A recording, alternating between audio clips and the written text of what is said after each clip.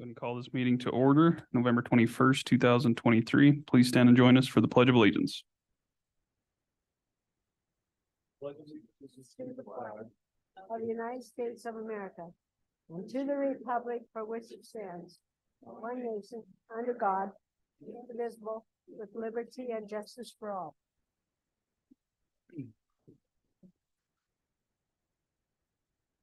All right, good morning, all.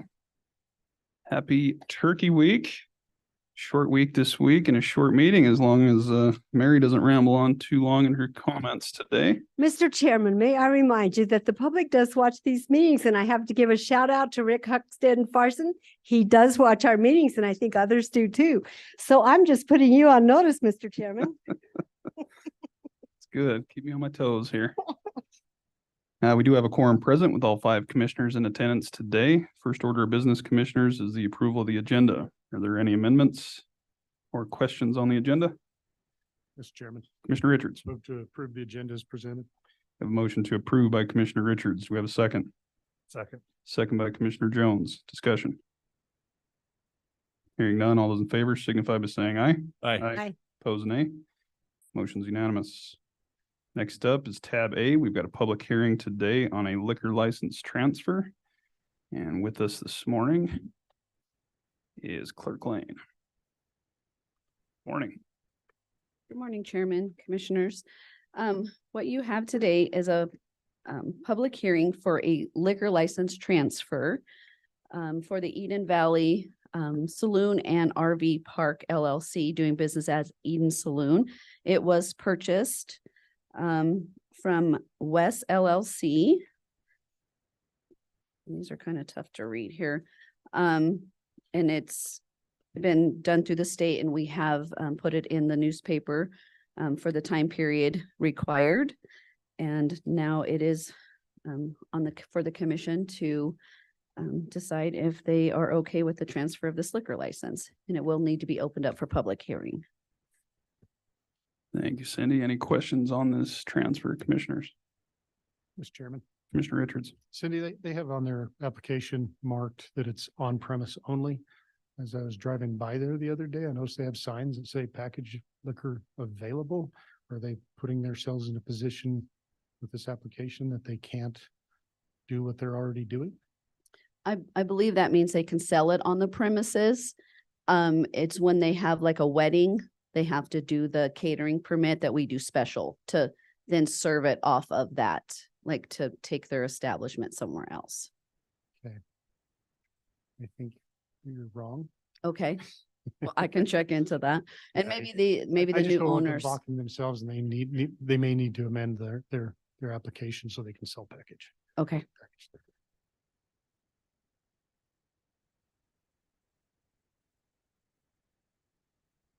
be able to sell packages? Is that what you're getting at? Yeah, so there's a section on the application type of license permit, and it's retail liquor license, which is what I'm assuming they're pursuing, and there's 3 check marks. One is on premise only for a bar. The second, and that's the one they have checked. The second is off premise only, so a package store.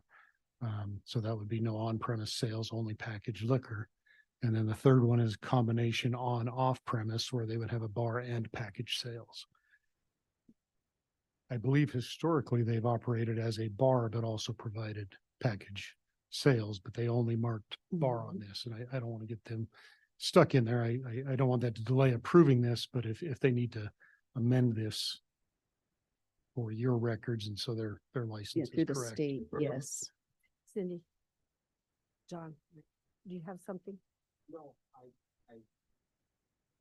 understand, Commissioner's point that there is a need for, adding that in the future. And I will check into that because maybe the new owners don't wish to continue that.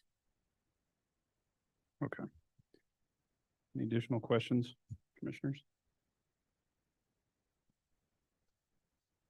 If not, it sounds like this time we would open it up for a public hearing on this application to transfer a liquor license.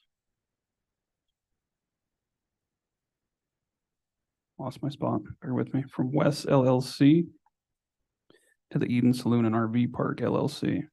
This time, if there's anyone online or in the audience that would like to speak to this transfer, now would be the appropriate time.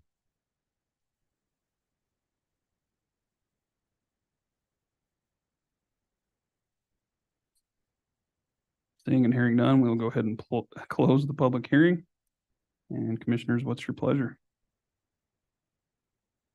Mr. Chairman, Commissioner Toman. should we table this, Cindy, till you get that verified? I don't know, John, Mr. should- Chair, I don't think that's necessary. If they want to amend, they can come back to that. Since I'm putting them behind. Mr. Chairman, Commissioner Richards, I move to approve the liquor licenses presented. you have a motion to approve by Commissioner Richards. Do we have a second? I would second that, Mr. Chairman. Second by Commissioner Toman. Any further discussion?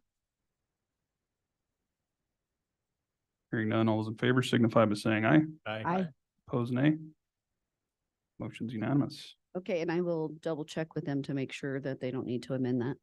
Perfect. Thank you. Thanks, Cindy. Next on the agenda is tab B. No, you're fine. Got to get our IT liaison commissioner up to speed with her technology here. Under tab B today, we have 2 public hearings from the Planning and Zoning Department. First being the approval of resolution 23-11-ZO-01 for a temporary dwelling. With us this morning is Eric Bingham, Land Use Director, and Megan Toomer, GIS Planner. This time I'd hand it over to Megan. Morning, Megan. Good morning, Chairman, Commissioners. The first public hearing that we've got, the property owners is Cody and Brittany Gray. And Cody Gray is the applicant. The legal description for the property is Lot 7 of Ranch View Estates, Phase 1. It's about a little over 3-acre lot. The site address is 30 Firehole Basin Drive. And the current zoning of the property is single-family residential, and it's also located within the growth management area. Current infrastructure that exists is access is provided off of Firehole Basin Drive, which is a county road. Green River is the fire responding district. Jamestown Rio Vista water is provided by them. And the Grays have a temporary septic permit with Sweetwater County Environmental Health and Rocky Mountain Power. As you can tell, the subdivided areas in this location is the single family residential with ag land basically to the east and west. And then, of course, we've got the Green River Golf Course, which is to the south, which is commercial and recreational services zoned property. Here's just a little bit clearer view of the property. As you can see, there's about an acre and a half up on top.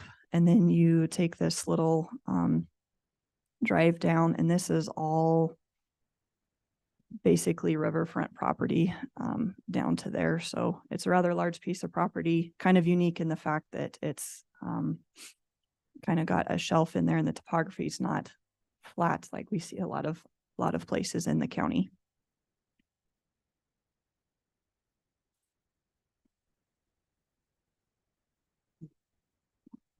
I'll get into a little bit of background to what brings us here today. The land use staff received a complaint from Mr. Andy Pleasant on November 29th, 2022, that Cody Gray was storing an RV and other items on his vacant residential property prior to his primary structure being built. Staff followed up on the complaint and issued a zoning violation letter. On February 9th, 2023, Mr. Zimmerman was able to say that Cody's property was back in compliance. Land Use Director Eric Bingham and a Deputy Attorney John De Leon said that the 28-foot toy hauler on the property would be able to stay, as it was storing equipment that was covered underneath the grading permit that was approved by staff.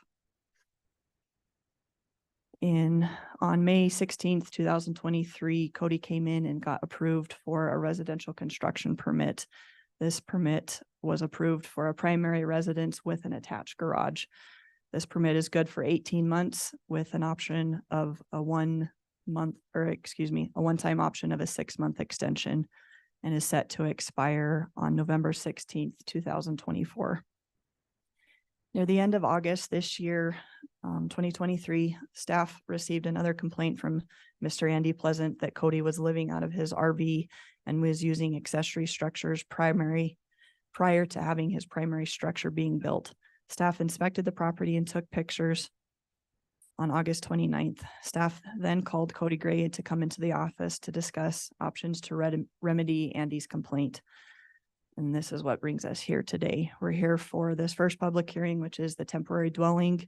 And then the next public hearing is for temporary storage on the property.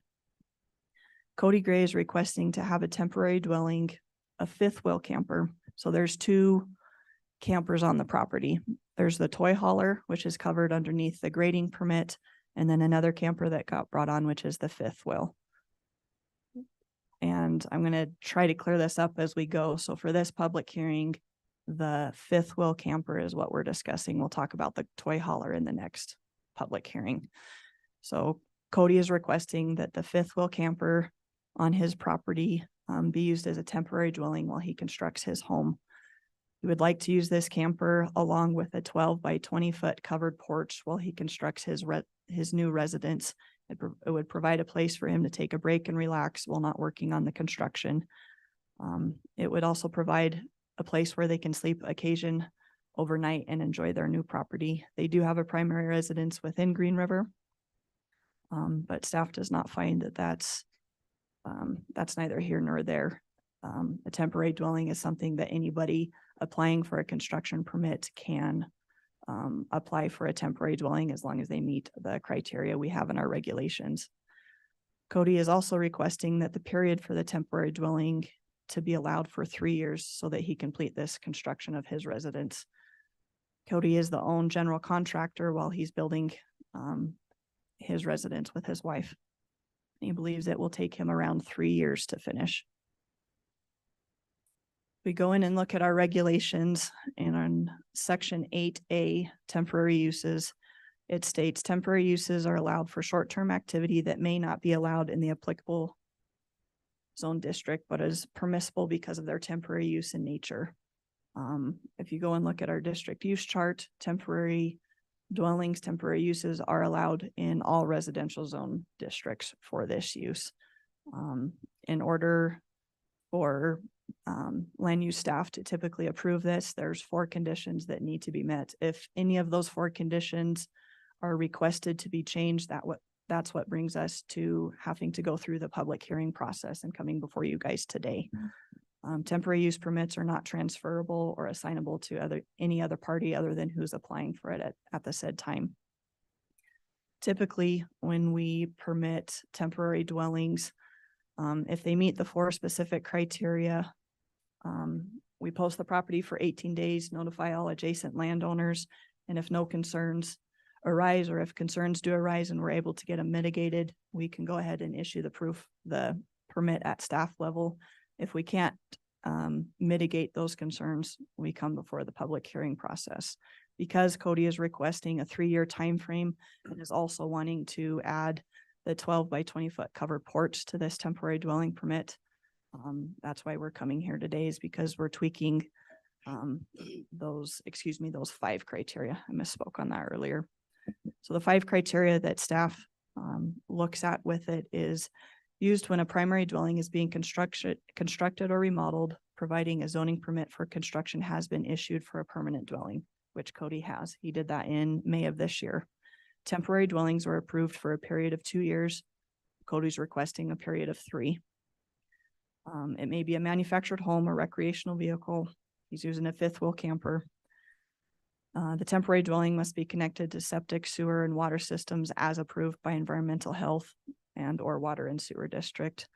We've not received any complaints or concern from Jamestown Rio Vista on water. And as far as there's a temporary septic permit, because Cody's not living in there overnight, staff is okay with him hauling gray water, black water off the property and disposing of appropriately. And the last one, recreational vehicles for lodging visitors for 14 days or less are exempt.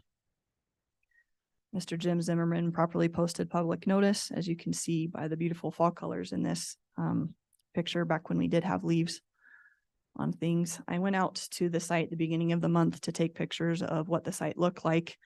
As you can see in the top left corner, he's got equipment and trailers, a couple enclosed trailers, a flatbed trailer, and the enclosed porch, which you can see a little bit better in the bottom left picture, or excuse me, the 12 by 20 porch that we're talking about in the 5th wheel camper. That's what we're discussing here today. And then you can see that he's gotten a start on the foundation. And we'll jump into the 7 review criteria that we look at for temporary uses. The request shall not be adversely affect adjacent properties. At this time, staff does not find that this will affect any adjacent properties, as it's temporary in nature and will be completely confined to the applicant's property. Staff did also recommend that this permit not be renewed or extended. Criteria number 2, request is compatible with existing and allowable uses of adjacent properties. As I said before, temporary dwellings are a temporary use that's allowed per a district use chart within all residential zone property. Criteria number 3, the request can demonstrate adequate provisions for maintenance of the use and associated structures. The 5th well will not be hooked up to water or septic. Gray and black water will need to be hauled off property to a proper disposal facility, and water will be hauled onto the property as needed. Criteria number 4, the request has minimized to the greatest degree possible adverse effects on the natural environment. If the applicant is able to adhere to proper disposable methods for gray and black water, staff does not find this a concern. We would hope that nobody would want to purposefully dispose of things on their own property. But it's worth putting in there. Criteria number 5, the request will not create undue traffic congestion. Staff does not see this as a problem at all. Criteria number 6, the request will not adversely affect public health, safety, or welfare. Again, staff does not see any adverse effects with this, and as the use will be contained completely to the applicant's own property. And the most important criteria I found while reviewing all of this was, does this request conform with all applicable provisions of this zoning resolution? In the zoning resolution, section 4B1, it states a permitted use or structure must be established on a lot or parcel before an accessory use or structure is allowed to be utilized or established. A structure, per our definitions, is defined as a combination of materials above or below ground, artificially built or composed of parts forming a building of any kind or joined together in some defined manner. Staff does consider the 12 by 20 covered porch to be considered a structure, especially since it's 240 square feet. Staff also does find that this request, if approved, would meet applicable provisions of this resolution by conforming with section 4B2, which states only one permitted use shall be allowed per lot or parcel unless multiple uses are permitted through a conditional use, temporary use, which is what we're here for today, or by the major site plan process, if applicable. We did receive public comment from Andy and Gail Pleasant. And the biggest concern that they had was that the site was going to be turned into a personal recreational site, and that the building permits are only for 2 years and he's requesting 3. There's other property owners in this subdivision have built their homes in significantly less time than 2 years. The lot owners have a primary dwelling in the town of Green River. This should not be treated as a hardship living residence. County ordinance state that no garages or sheds shall be built on your property until the primary residence has been complete. The builders, sorry, there's a little bit of repeating here. As adjacent property owners, we feel that letting people live in their campers and erect storage sheds and houses other than campers in the subdivision is going to devalue everyone's property, plus set a precedence that anyone who buys a lot can put a few campers on it, build storage sheds, and live out there for several years until they build a home. And Kathy Green, City of Rock Springs planner, noted that this was outside of their 1 mile review, but we do thank her for looking at this application. And staff recommended to the Planning and Zoning Commission that the temporary dwelling be approved with the following conditions. Temporary dwelling shall include the 5th wheel camper with a 12 by 20 covered porch. A 3-year time frame shall begin from the approved Board of County Commissioners date or when the construction of the primary dwelling has been completed, whichever comes first. At such time, the 12 by 20 covered porch will need to be permitted as an accessory structure, being an approved construction permit. If the primary dwelling has not been constructed or completed within the above defined 3-year time frame, the porch will need to be completely removed from the property and the permit cannot be renewed or extended. At the Planning and Zoning Commission on November 8th, 2023, we did have 2 commissioners step out, removing themselves for potential conflicts in interest.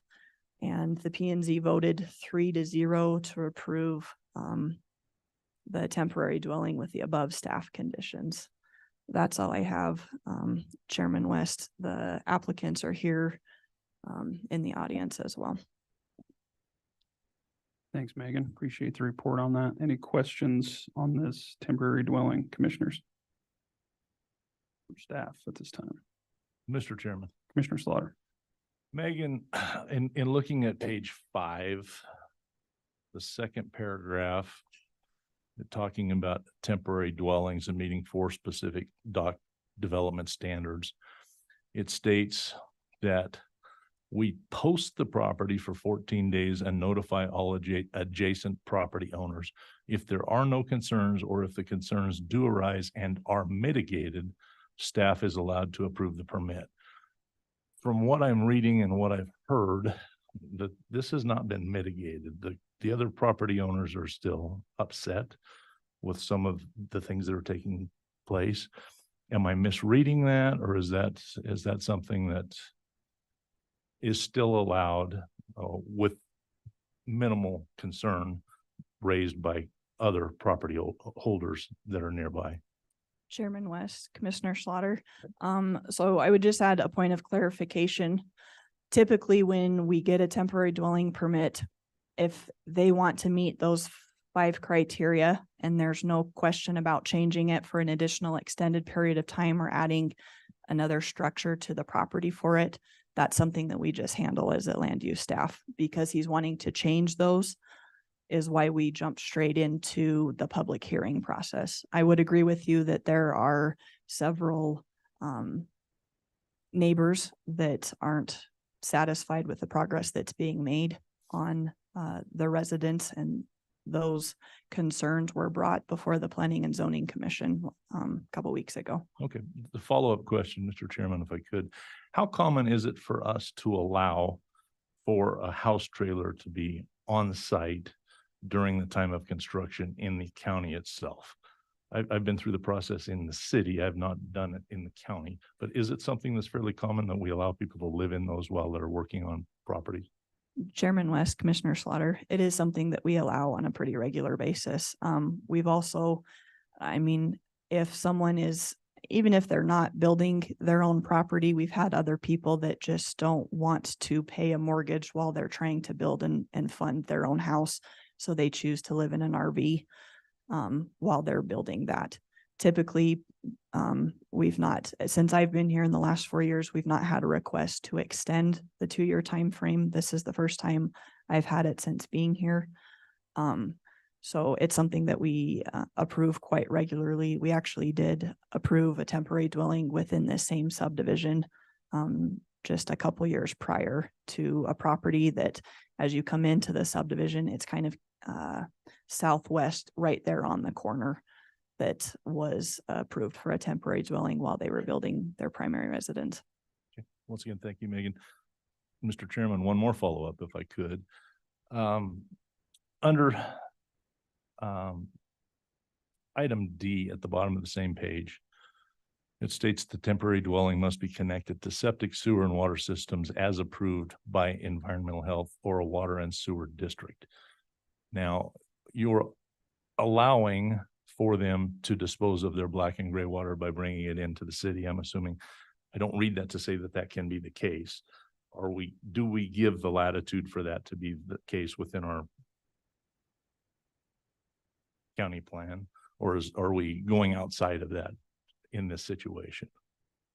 Chairman West, Commissioner Slaughter, it is my opinion, we've done it on other permits to where sometimes people want a temporary dwelling not to live in on a full-time, living there every single day. They're wanting a place to go and enjoy their property or go and live on their property while they're working on their house on the weekends or something like that.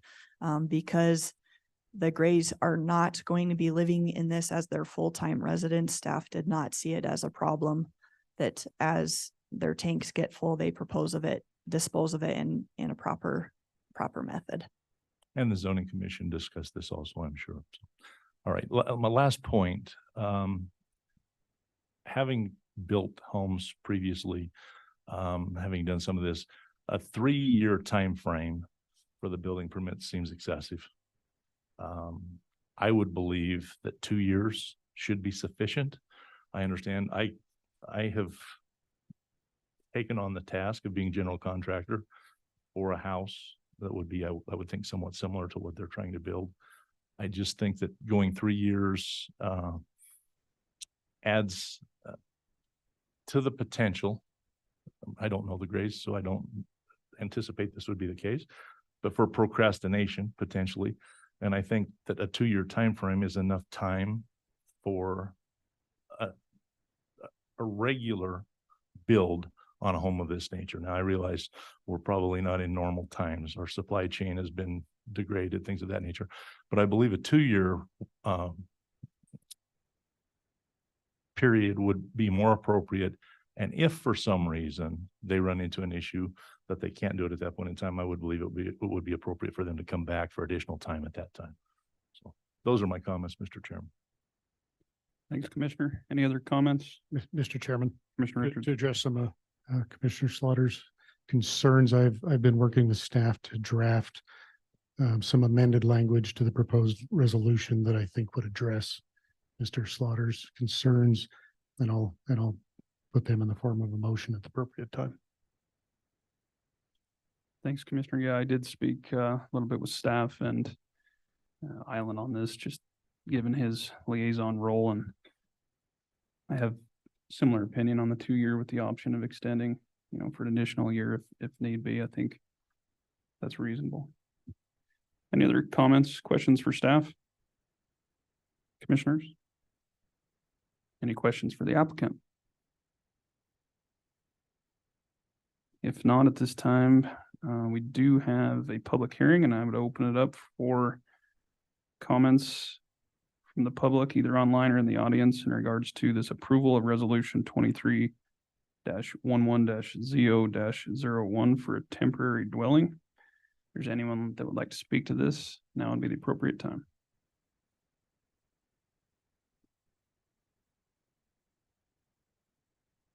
Good morning. Good morning, Commissioners. My name is Cody Gray, Brittany Gray. Thank you guys for the opportunity to speak to this hearing. And thank you to the land use folks, Eric, Megan, and Jim for the thorough report. So our request for this, for the camper and enclosed porch, that provides us with the facilities that we feel that we need to build this home for whether it's restrooms, bathrooms, to get out of the weather, and do fabrication work. So we felt that it's a reasonable request for what we're asking for. And then the time frame, and for us, is that's what we've projected for us to build this house in 3 years, to build a 6,000 square foot house. And for us acting as our own general contractor, and only using the resources of friends and family to do this. I don't feel that 3 years is out of the norm. And we've already saw this year where we had, month and a half, 2 month impacts for ordering concrete where we just couldn't get, 60 to 70 yard orders of concrete. So we didn't get our basement poured. We had 6 months delays on shipping for our IFC walls for the basement walls. So that didn't happen this year. So that happens next spring. So that's already a 6 to 8 month delay in the project. So to say we want 3 years is, for us, knowing what we're up against, is not unreasonable. So.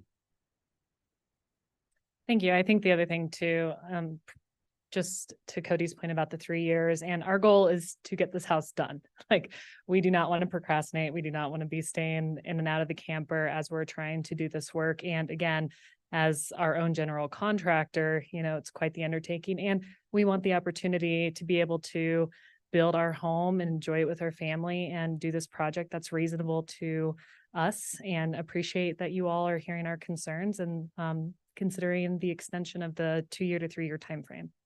Thank you. Thanks, Cody. Thanks, Brittany.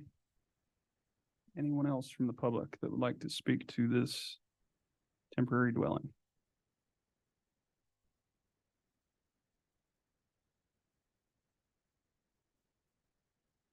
Seeing and hearing none, we will go ahead and close the public hearing.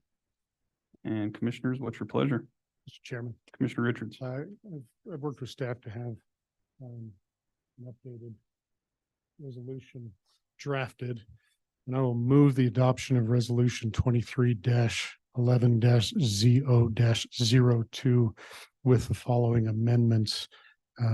One, I would like to amend the time frame to read for 2 years with the ability to extend and then one other additional year only with the approval of the Planning and Zoning Board and the Board of County Commissioners. And then two additional contingencies. One being that the approval is contingent on having a current building permit for the primary residential structure on the lot. And if at any time the applicant does not maintain a current building permit, approval is withdrawn. And the second contingency is approval is contingent on continued observance of all zoning regulations, and that the land use planner can withdraw the approval if he determines that the applicant is violating those regulations. I think the language in the handout I gave you covers all those, and that's my motion, sir. Thanks, Commissioner. We do have a motion by Commissioner Richards on the amended resolution 23-11-ZO-01 as presented. Do we have a second? Second. We have a second by Commissioner Slaughter. Any further discussion? Review time. Mr. Chairman, yes. Commissioner Slaughter. Just one thing, I would like to thank Commissioner Richards for doing this. I may have stepped on his toes a little bit in my comments. I did not mean to do so. Mr. Chairman, I wear steel toe dress shoes. So. I have big feet. So the only other thing I'd like to say is, having done this, I built a 4,200 square foot house, had not ever done it before, general contracted it. There are thousands of decisions you're going to make. I wish you well. It will either bring you very close together or it will tear you apart. So best of luck. And I think it's a beautiful place. I'm sure when you're done, you're going to have a beautiful home. So good luck with it. Any other discussion? Mr. Chairman. Commissioner Tillman? Well, out of respect to Mr. Pleasant, I would just ask that you keep the debris controlled. Because you have to be neighbors, and if you're not good neighbors, it's not gonna be fun living there. Any other discussion? If not, we do have a motion and a second on the table. All those in favor signify by saying aye. Aye. Opposed, nay. Resolution 23-11-ZO-01 passes as amended unanimously.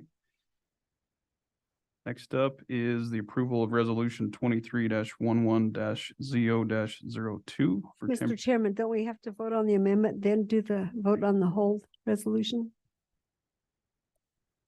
Mr. Chairman, We my- just no, I voted don't- on the my amendment. motion was Do the whole was resolution? included the Okay. amendments. Sorry. Sorry, Mr. Chairman. Thank you. I erred once in my life. Oh, it's gonna be a day. Next is item number 2, the approval of resolution 23-11-ZO-02 for temporary storage. With us again is Eric and Megan. We'll turn it back to Megan. Thank you, Chairman West.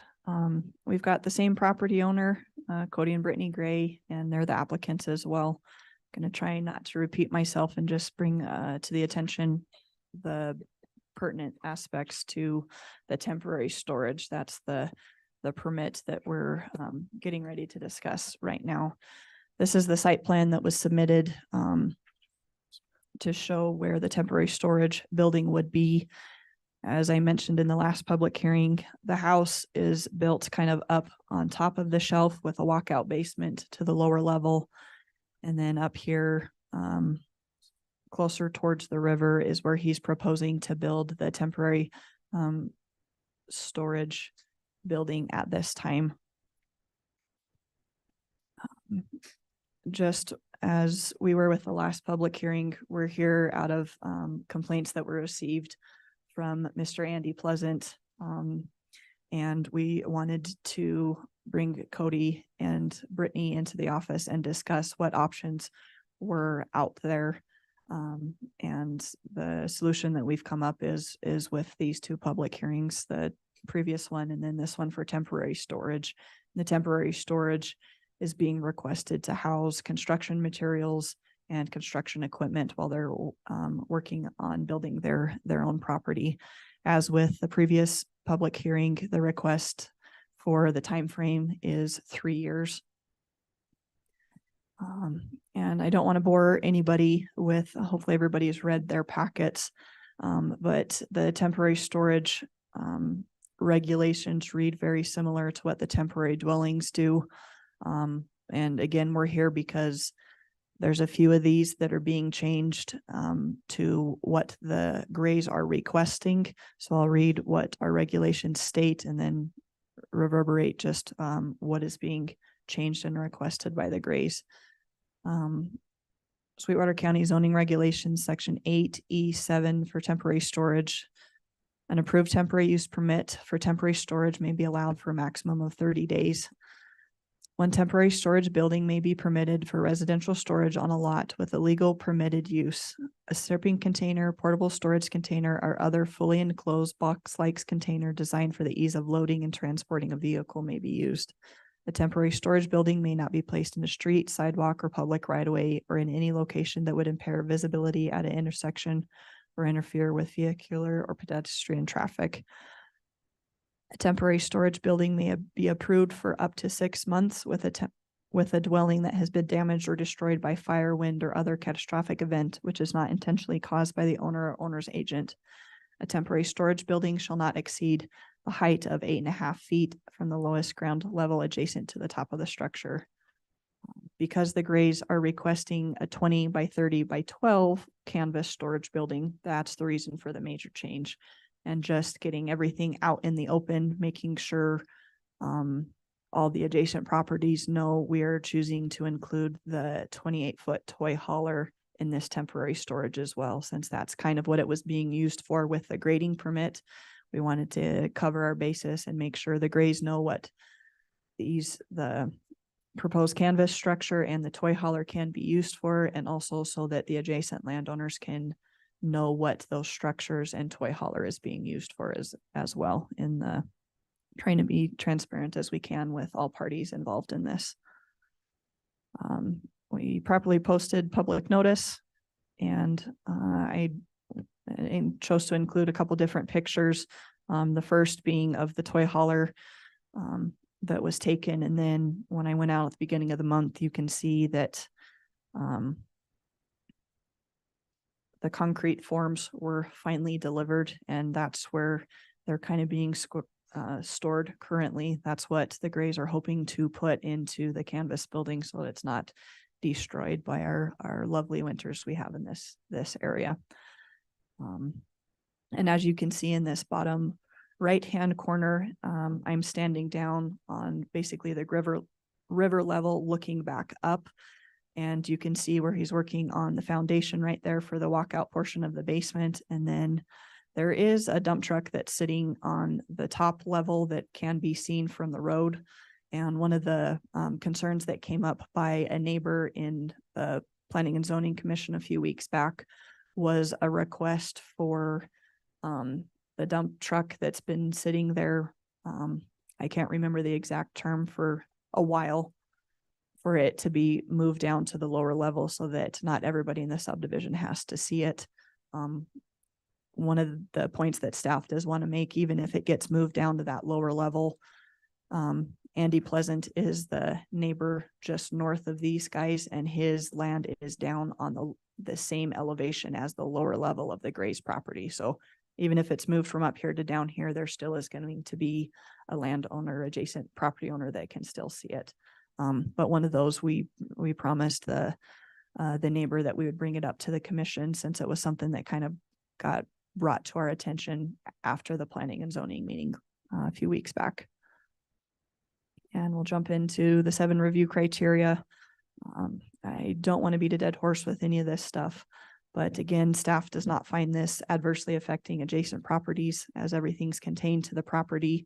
If anything, it's going to be allowing for construction materials and equipment to be stored inside a building so that it's less visible to everybody, also while being able to help the Grays preserve their equipment and construction materials. It's compatible with existing allowable uses within the current zoning resolution. And can the request demonstrate adequate provisions for maintenance and use of associated structures?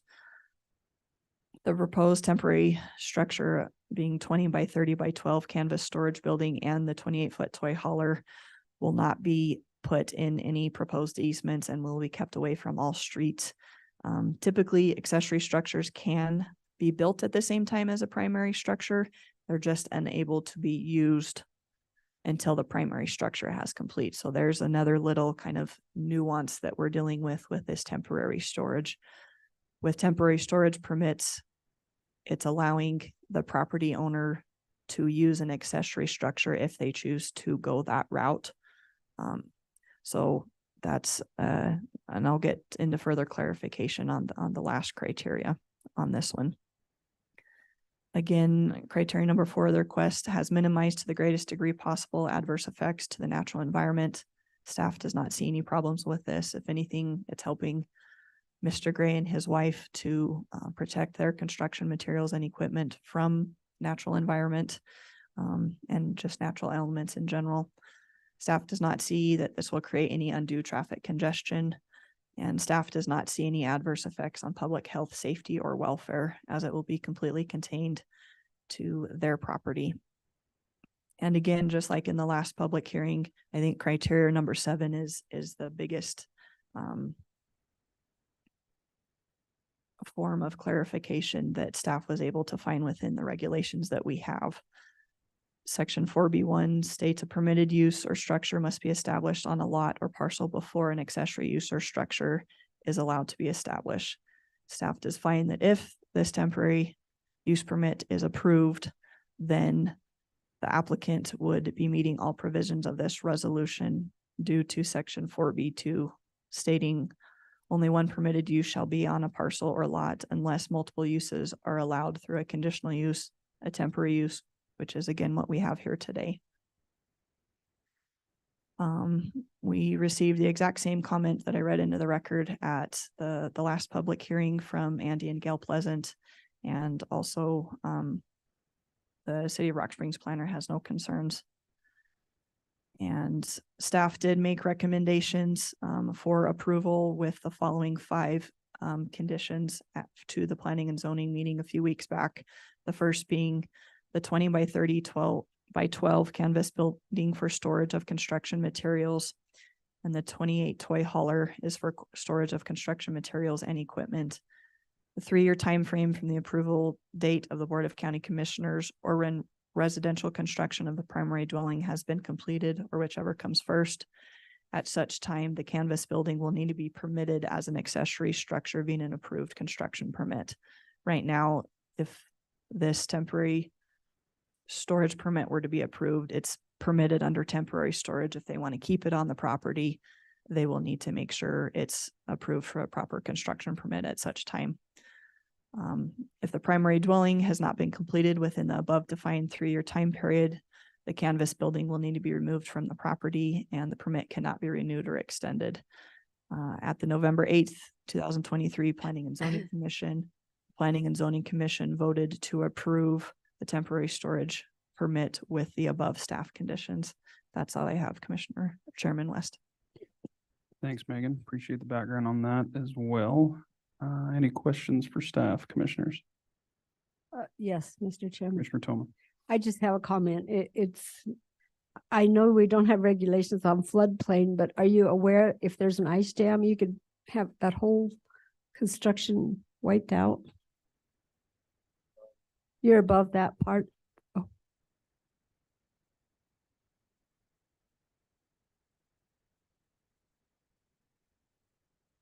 Okay.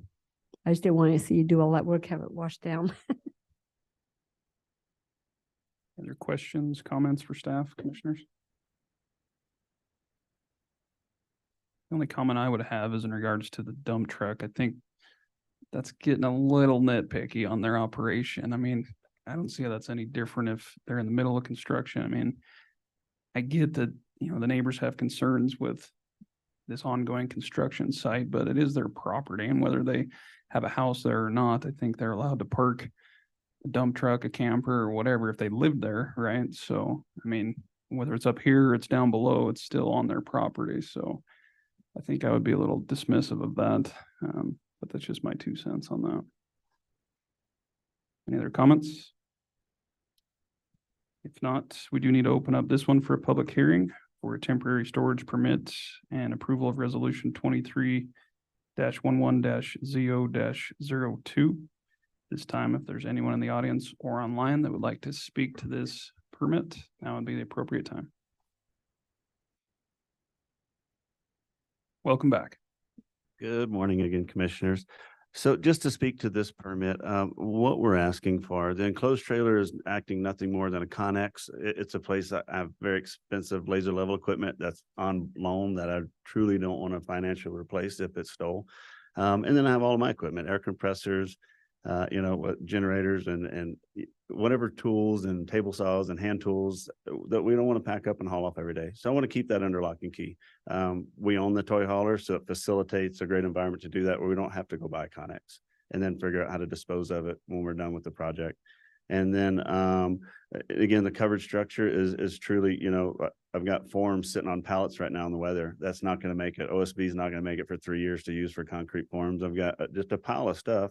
And in order to, kind of facilitate this 3-year process, is to put things out of sight and out of mind where it looks orderly. It's not just stacked in pallets all over the property. So we felt that this was the best path forward to kind of keep things orderly and keep the weather from blowing materials all over the place. And then, and just to speak on the dump truck, it is a licensed vehicle. It's parked there, but our primary purpose was parking there is there are no street lights out there, and there's a 14-foot hole. And there's no other warning or barricade. So that dump truck was a means to stop someone from turning off the main road and driving right off into our basement. So we'll look at some options to facilitate that for the winter, but that's the reason it's parked there. So it was intended to be an eyesore so someone wouldn't drive in the dark into our basement. So I think I would just add, I appreciate your comment because you're absolutely right. We want to be good neighbors, which is part of the reason for wanting the campus structure to keep things tidy as well as protect our investment. So thank you for naming that. Thank you. Thank you both. Anyone else that would like to speak to this temporary storage permit?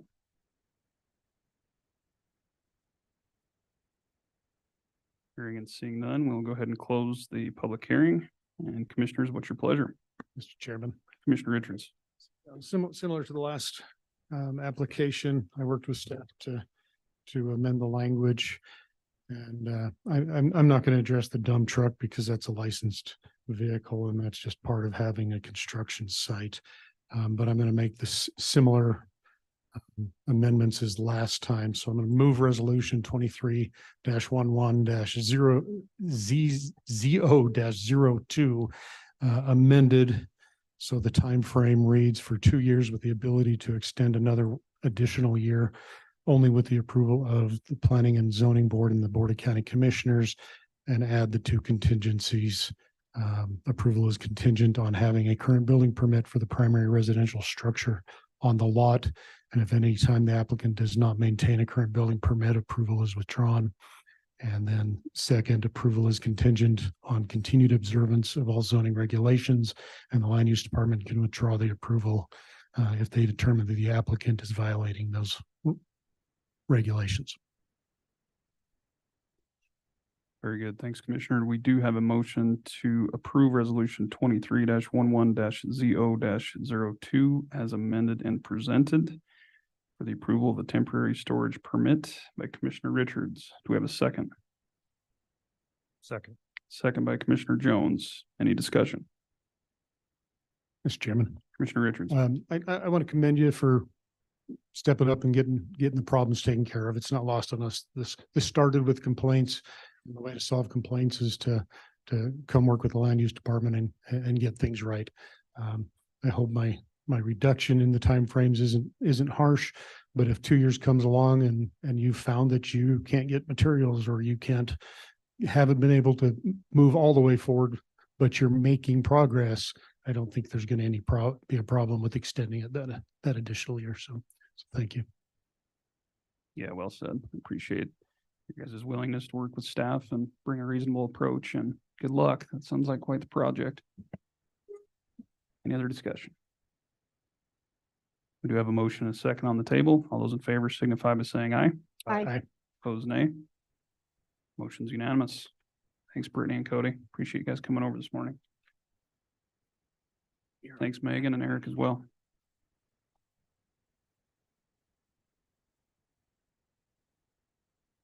That does complete the public hearing portion of the agenda, commissioners. Next on the agenda is county resident comments and concerns. This time, if there's anyone who'd like to address the governing body, now is the appropriate time. And good morning, Clerk Lane. Good morning, Chairman, Commissioners.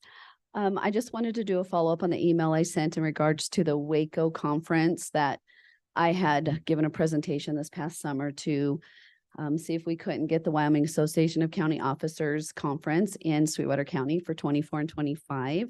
That was given to a different county at that time, since Sweetwater had the opportunity in 2001 to host it, and Johnson County had not had the opportunity. However, I'm not sure what the reasons, Johnson County had to back out of SWCO, and so they contacted myself to see if we would like to host it. I did have to contact the events complex and some other agencies to make sure that was still available and possible. So I have tentatively reserved the events complex for the last week of September for 24 and 25. And if you do not have any objections, I would like to continue working forward with bringing SWCO to Sweetwater County. Thanks, Cindy. So that's 2 years then? Mhm. 2 years in, okay. Yeah, it's a 2-year commitment. Any thoughts, comments, questions, commissioners? I would just point out that I didn't want to go to Buffalo, so I scheduled my annual week's vacation in Yellowstone for that week and a couple days before I got your email. So Yes, sorry. I fully support having it here, but I probably won't be there this year. Okay, well, I hope you enjoy Yellowstone. All about timing. No, I know you put a lot of work into that. We were kind of under the radar trying to get a response. I appreciate being prepared, and it looks like it may have worked out eventually anyway. So I'm all for it. Anytime we can bring other members throughout the state to Sweetwater, that's a good thing. Mr. Chairman, Mr. Tillman. how many people do they usually have at that conference? They've asked us, we had to make sure that we could book 300 hotel rooms. And Sally helped me make sure we could do that. And we will get back on there on Monday to get those blocks redone, because once we, were denied that in June or July, whatever month it was, we didn't call to do that, but I don't see it as a problem since it's still within quite a long range. Any other comments? Sounds like you have our blessing. Let Okay. us know if we can help. All right. Yep. We'll just need one. We'll be working on getting a sponsor for the welcome reception, and the rest of it is done by the SWCO staff. Okay, great. Okay. Thank Look you. Forward to it. Thanks, Cindy.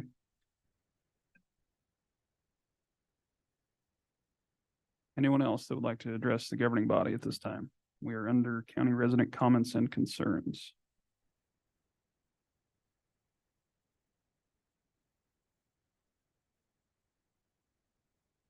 If not, we will close county resident comments and concerns and move right along into tab C. Commissioners, we've got the consent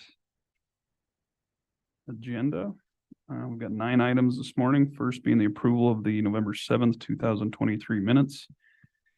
The approval of the EALs and commissioner report, approval of monthly reports, approval of bonds, approval of the November 21st, 2023 abates and rebates, which we tabled at the November 7th meeting. Got the approval of the hospital maintenance expenditures, ratify the letter that was sent in support of Project West. Request to staff a mechanic in the road and bridge department, and a request to staff an auto license clerk in the county treasurer's office. Commissioners, due to us tabling the abates and rebates, I would entertain a motion to remove item C5 from the table. Motion by Commissioner Richards. Do we have a second? Second. Second by Commissioner Jones. Any discussion? Hearing none, all those in favor signify by saying aye. Aye. Opposed, nay. I do need to remove item C6 off of the consent agenda, and we'll explain when we vote on that. Is there any other requests to be removed from the consent agenda, Commissioners? Hearing none, what is your pleasure? Mr. Chairman, Commissioner Richards, move to approve the consent agenda as amended. do you have a motion to approve the consent agenda as amended by Commissioner Richards? Do we have a second? Second. Second by Commissioner Jones. Any discussion? Mr. Chairman, Commissioner Richards. I just wanted to thank Assessor Davis for getting the abates and rebates updated for us and clearing that up. Very good. All those in favor signify by saying aye. Aye. Opposed, nay. Motion's unanimous.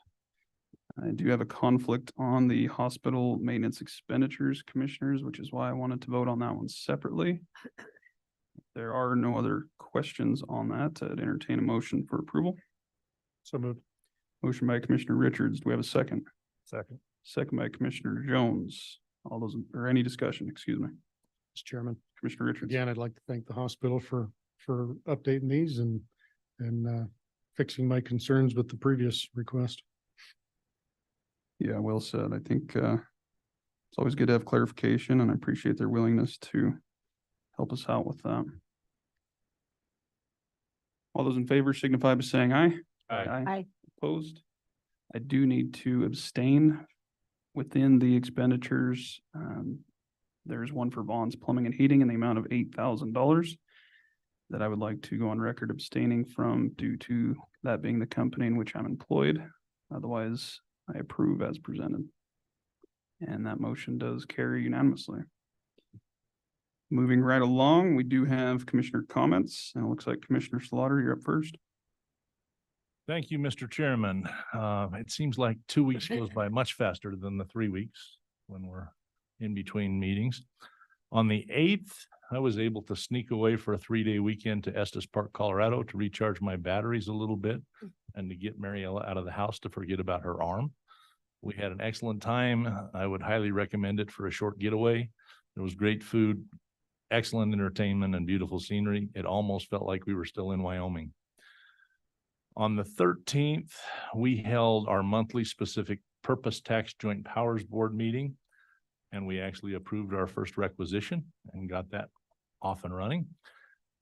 We helped line out the process for our entities to requisition funding. Bonding entities will submit requisitions to the full joint powers board for approval and will be sent on to the trustee bank for payment. Those non-bonding entities will submit requisitions directly to the joint powers board chair or representative for approval, and once approved, be sent on to the trustee bank for payment. I think everyone is now relatively comfortable with the final process. I'm still working to find some answers for Jamestown and North Sweetwater. I've met multiple times with council and I'm now trying to obtain further information from those boards. Later that day, I attended the quarterly tripartite meeting. We approved quarterly performance reports, financial reports, and heard an update on low-income population activities. We also ratified online vote activity, reviewed organizational policies, and the CSBG organizational standards. On the 16th, I participated in the Golden Hour Senior Center Thanksgiving luncheon. The Golden Hour Senior Center board served an excellent turkey dinner with all the trimmings. Meals were served at 11:30 and 1 o'clock. Both sessions were well attended. Kudos to the GHSC staff and board for an excellent meal and presentation. On the morning of the 17th, I met with Steve Mines in Farson to get an on-site representation of the area being affected by the blockage of County Road 124. Steve had asked that if I would be willing to talk about the situation that had been created by this blockage. I was better to understand the issue by visually seeing the area that has ultimately been affected. I will now discuss the issue further with Public Works Director Legursky. That afternoon, I was able to stop by and congratulate Greg Bailey on his 50-year anniversary operating McDonald's franchises. Greg and Cindy have been stalwarts in the community for as long as I can remember. It was good to visit with them and to acknowledge their great achievements here in Sweetwater County. That evening, I was able to attend the 5 p.m. to 7 p.m. Rock Springs RMP meeting at Western Wyoming Community College Rock Springs campus, held to provide input for comments to the governor's new RSRMP task force. The University Ruckelshaus Institute moderated the discussion with the goal of providing public input to members of the task force. Nolan Rapp of the governor's office and Micah Christensen of the Wyoming County Commissioners Association were also on hand to help direct participants in making effective comments. On the 18th, I also attended the Rock Springs RMP discussion at Western Wyoming Community Green Rivers campus. The format was the same as the night before in Rock Springs, but to provide additional access for Green River residents. I thought the meetings were run very well and should provide some insight into the desires of the public with respect to the RSRMP. Yesterday, I attended the monthly CLG meeting in Lyman. We continued discussion on the Rocky Mountain Power IRP. The Public Service Commission will be deliberating on this November 28th and 29th. We discussed oil and gas leasing and carbon storage projects. Oil and gas leasing sales are continuing. There will be an administrative draft environmental impact statement out for cooperating agency review on Pacific Soda by November 27th. With comments due by December 8th. As usual, ongoing discussion regarding the Rock Springs RMP. No new earth-shattering news on this front. We also heard updates on the Bridger Teton National Forest, the Ashley National Forest, Terra Power LLC, BLM's revisions to grazing regulations, and the Jackalope Wind LLC project. I also took a few minutes to update the board on our decisions moving forward on a collaborative. Yesterday afternoon, I took the opportunity to engage Attorney De Leon on updates that he and Eric Bingham have been making with Danielle Betancourt relative to the RSRMP. I appreciate John taking the time to help educate me on this critical issue. I believe I have a somewhat better fundamental understanding after our conversation. Mr. Chairman, that ends my comments. I would stand for any questions. Thanks, Commissioner. Glad you got some time to relax and recharge. Any comments or questions for Commissioner Slaughter's report? Yes. Mr. Toma. There's been an update to the Pacific Soda. They have extended the comment time till January 5th, I believe. We just received an email this morning. Oh, okay. That was as of yesterday, so Mhm. things change rapidly. Mr. Chairman, Commissioner Richards. I just want to thank Commissioner Slaughter for his work on the specific purpose tax. He took over quite the mess and he's put a lot of work into it and he deserves our recognition for that. I I know, second that's two that. meetings in a row, though. So I pump second that that. head full air over there. He had to Could go to we- work. Could we have made Mary wait and do it next meeting? And, I appreciate it. Thank you very much. Absolutely. Very well said. He came to work full time for like 2 weeks. That was very good. Big task. Commissioner Toman, you're up next. I have show and tell, so don't panic here. On November 8th, I attended the local emergency planning committee meeting. And they urged commissioners to attend that because the grants and funding they receive is based on their attendance of participants in the community. They had industry people there, law enforcement, sheriff's department. Emily Covey does a great job of coordinating these meetings, I believe quarterly, and people share ideas. One of the ideas that Emily shared was, I think she called it a senior bucket, but I call it a survival bucket.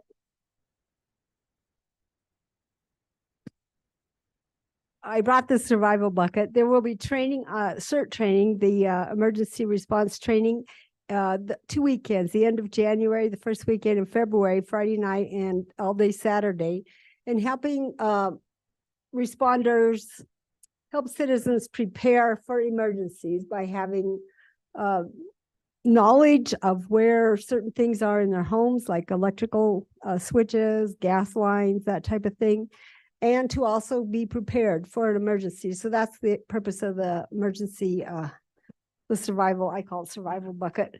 And because winter is coming on, I would recommend all residents to put a survival pack in their car as well. I mean, you should have a sleeping bag, water, granola bars, things to be prepared for winter. And to have warm clothing also in the cars, because you see vehicles stranded on the interstate and people are sitting in the cars with no coats. I don't think they even have them in the car with them. It's kind of scary. So I would just put out that warning for all of our citizens. They did express a need for possibly a storage yard for EV vehicles, and they suggest maybe North Baxter. I don't know, they may be coming to talk to the commissioners. They need a site that's isolated to store those vehicles because they can reignite. Batteries can burn for days. And so I just want to put that out there. I'm not sure who will be talking to us on that. Lance East, the regional response team member, provide an update. Kim White was introduced as the Castle Rock ambulance director.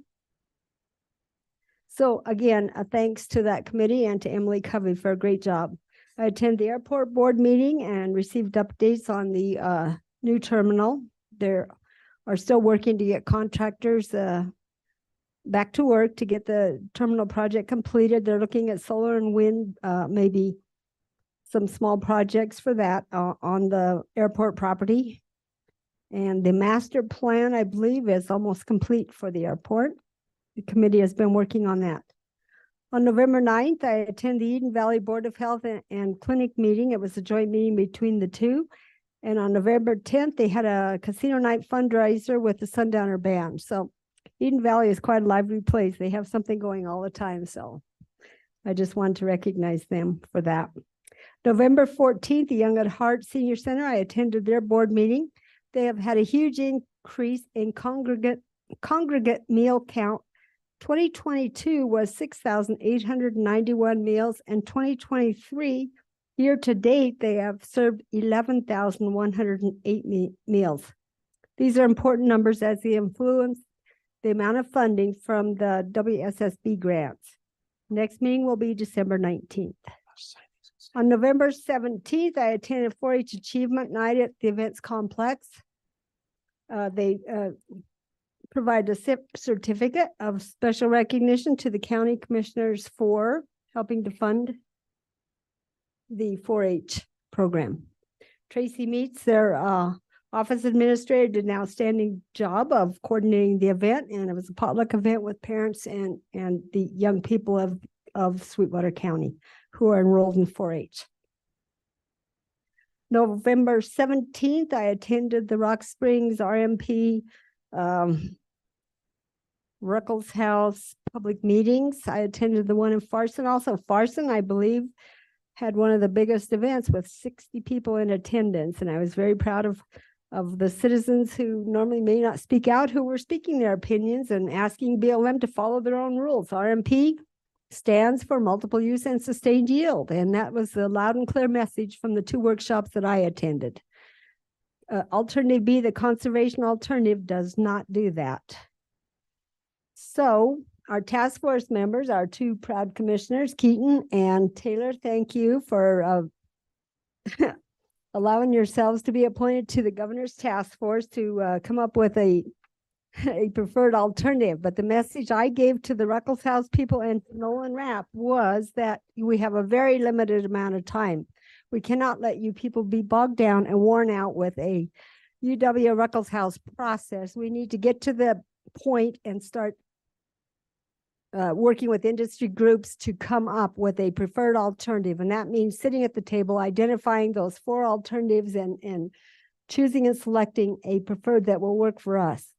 And it's nice to get the public input in a public meeting, but I say get to the point and let's get the process completed by January, whatever it is, the 5th, for a report to the governor. So I'm a little concerned at the number of hours of time that task force is being asked to sit in meetings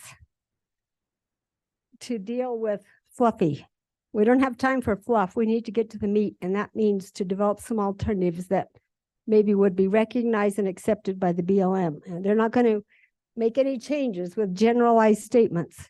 So I just can't stress enough how important it is that you as task force members demand to not be treated as a project, but to make this move forward in selecting a preferred alternative that we can live with for each of those categories that they cover in that RMP.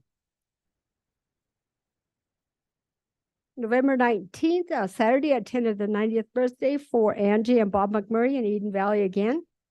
And Clark Stith quoted Bob McMurray, 90-year-old Bob McMurray, and he said, it's on Facebook, eat before you play. That's what he said the priority should be. So I appreciated that very much.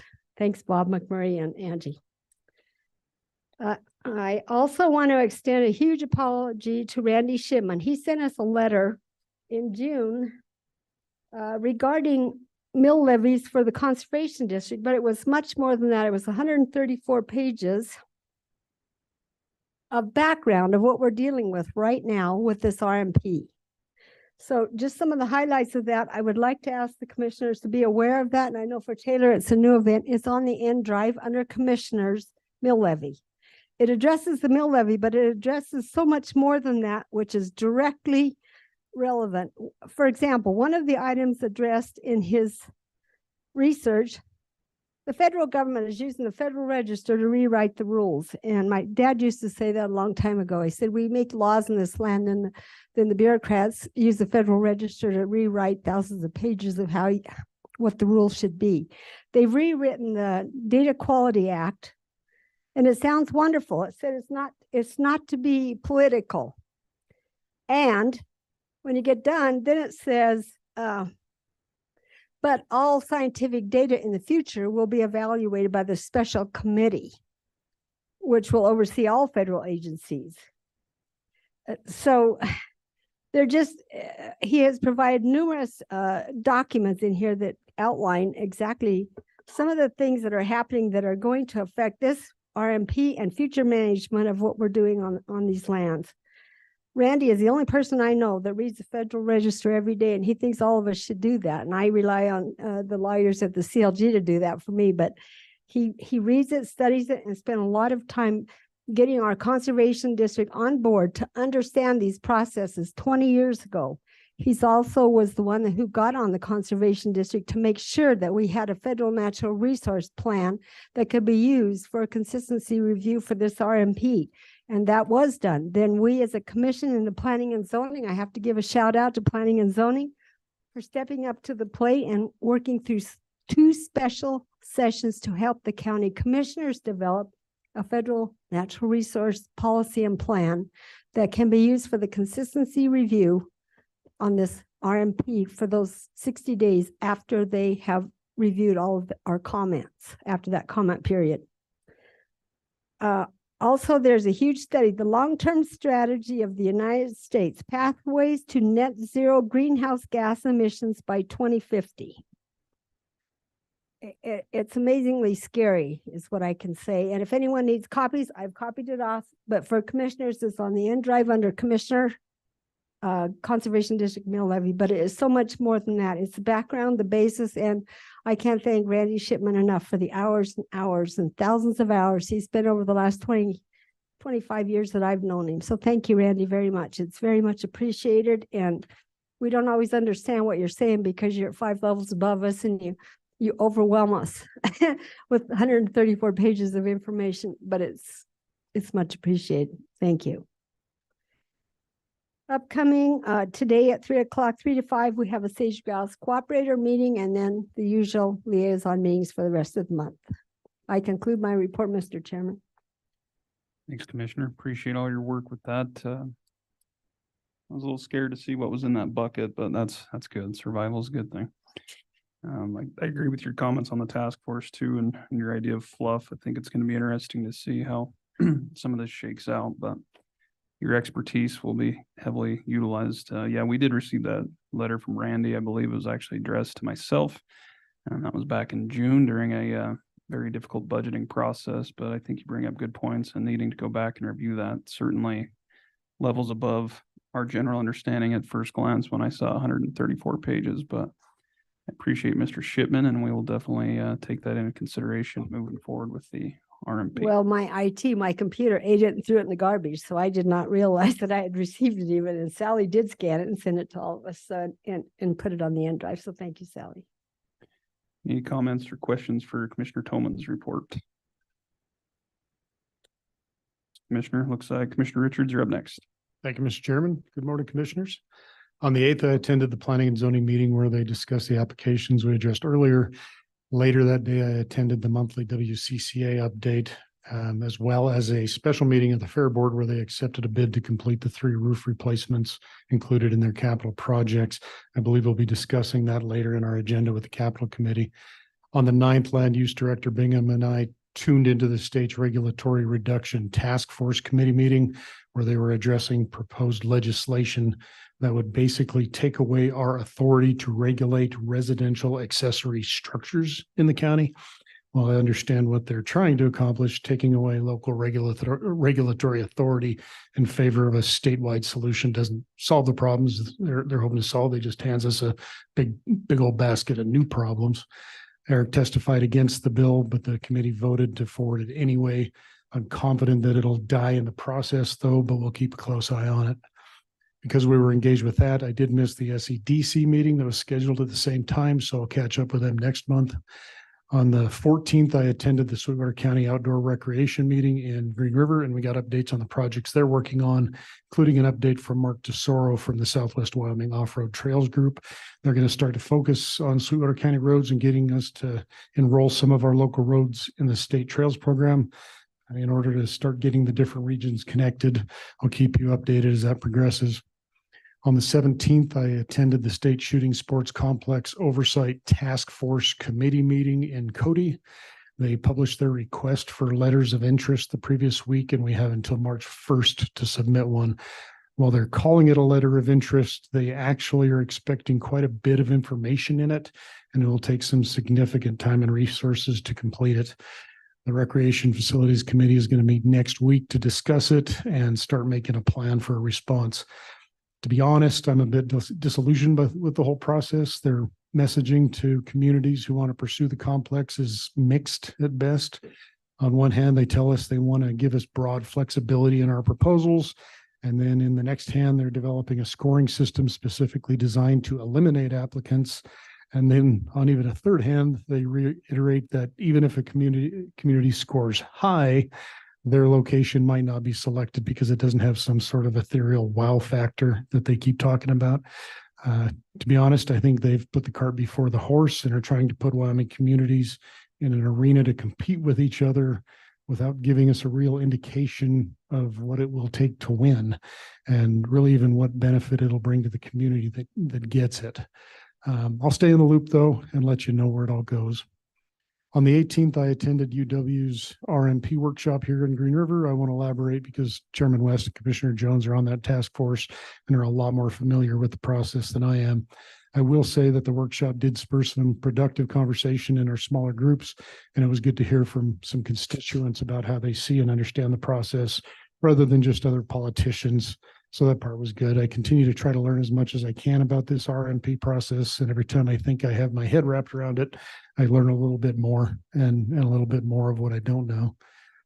I did not attend the library board meeting last night, but I do have a couple of updates from them. The library's winter reading program begins on December 1st and runs through January 31st. The purpose of that program is to encourage children to read throughout the holidays, and they have programs for people of all ages, so please take advantage of that.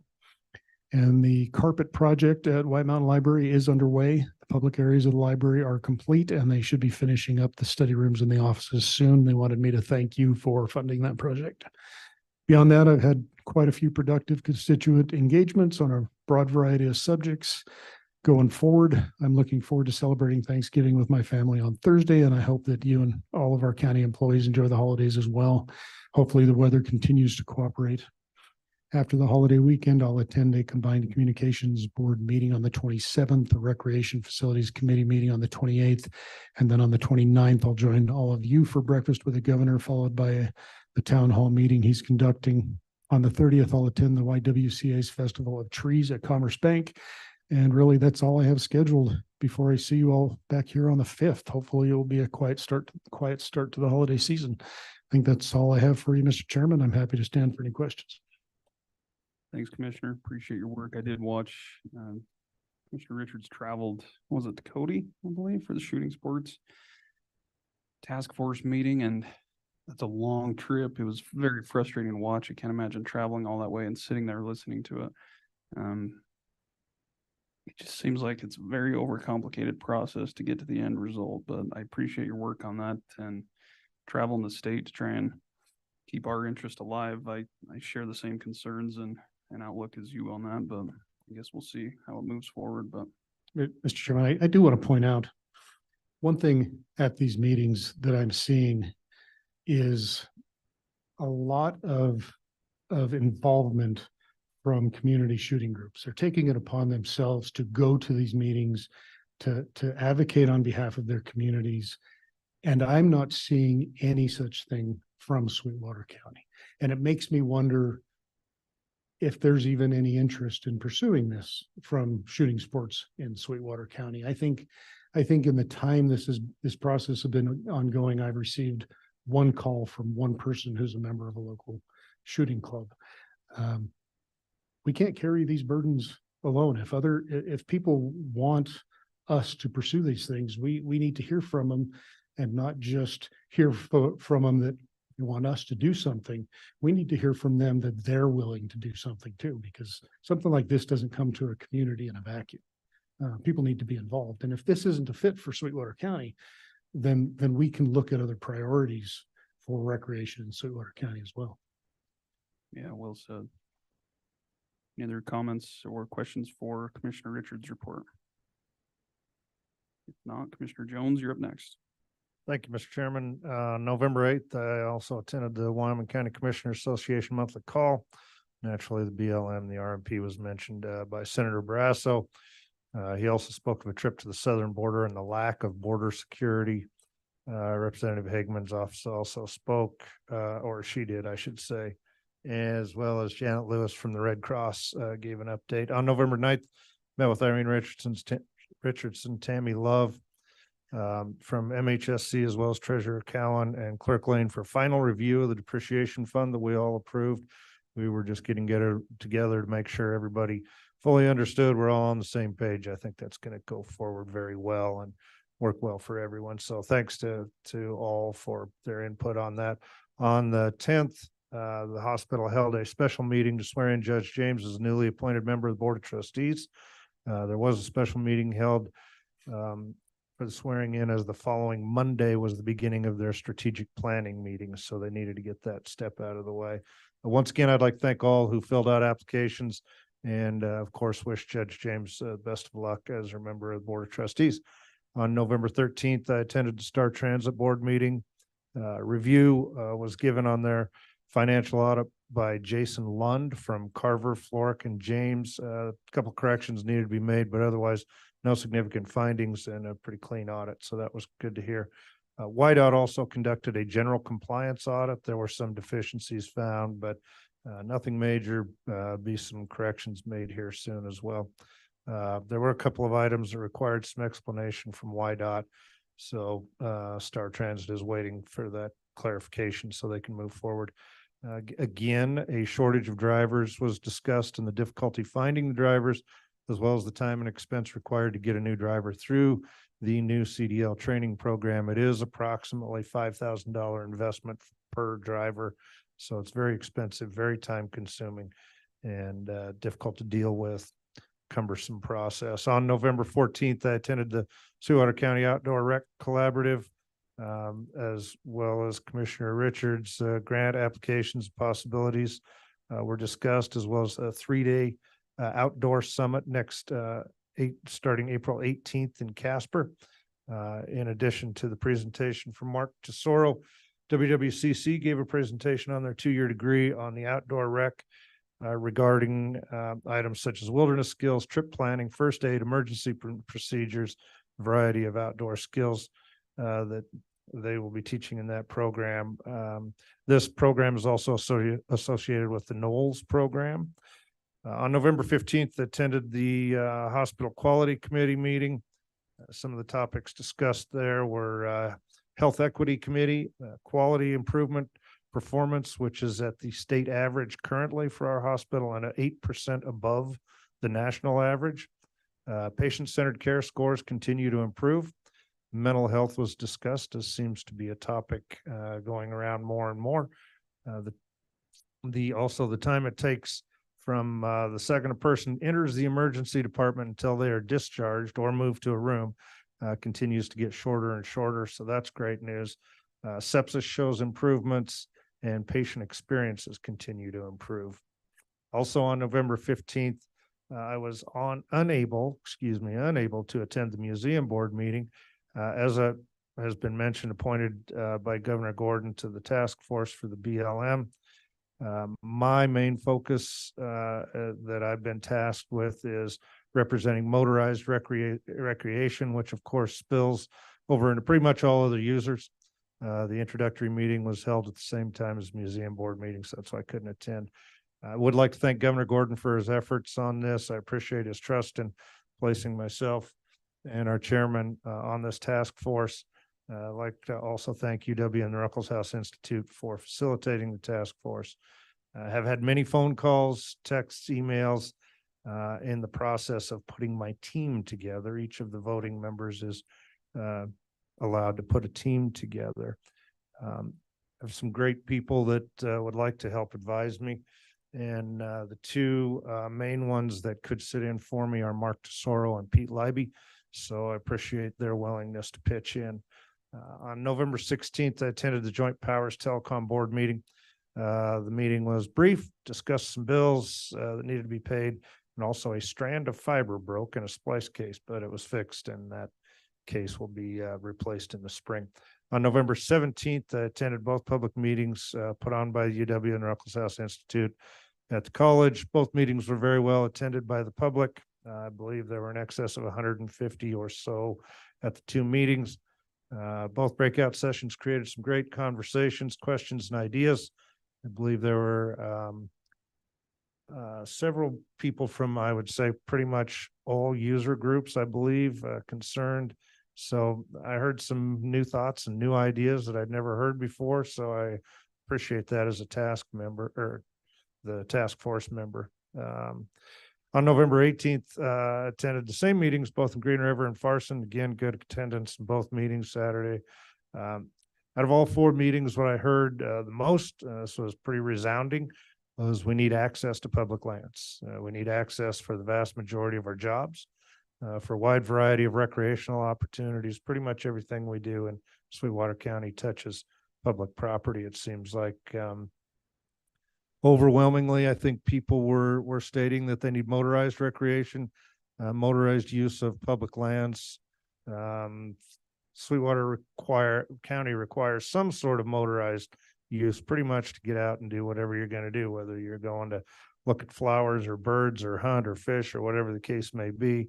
Our county is so big that it takes motorized recreation in order to get to where you want to be, in order to do your particular form of recreation. Also, you don't have to look very far, nor look at too many driveways to see how many people in Sweetwater County own a Jeep, a motorcycle, four-wheeler, side-by-side, what have you. Motorized travel is definitely a way of life in Sweetwater County. I look forward to working with task force, and also want to hear from the general public, as Commissioner Richards alluded to a couple minutes ago. This task force is important. I think it's made up of great people, but we do need to hear from the public. I need to know your thoughts, your wishes, your concerns. So please reach out to me, and that will conclude my comments. Thanks, Commissioner. Any comments or questions for Commissioner Jones's report? If not, it looks like I got to be the repetitive one this meeting. Got a lengthy report, so I'll try and stay awake, Mary. I met with Sheriff Grossnickel on November 9th to discuss the public information officer position and how we as a board can more readily utilize that avenue to help push information out. I plan to get in touch with Mr. Mauer after the holiday this week to see if we can find a way to effectively communicate our message. I think as a commission, we do a pretty good job with that, but sometimes there's other information or upcoming topics for discussion that we may be able to utilize this opportunity on to help provide some clarity. Later that day, I received a call from Nolan Rapp with the governor's office asking me to serve on the governor's task force for the Rock Springs BLM Resource Management Plan. That will be an interesting process, which I'll go into further here shortly, but there have been several talented individuals appointed to with lots of local insight, which should carry some significant weight. On the 14th, I met with County Attorney Aaron Mosby and received a quick tour of the Justice Center. It is quite the facility.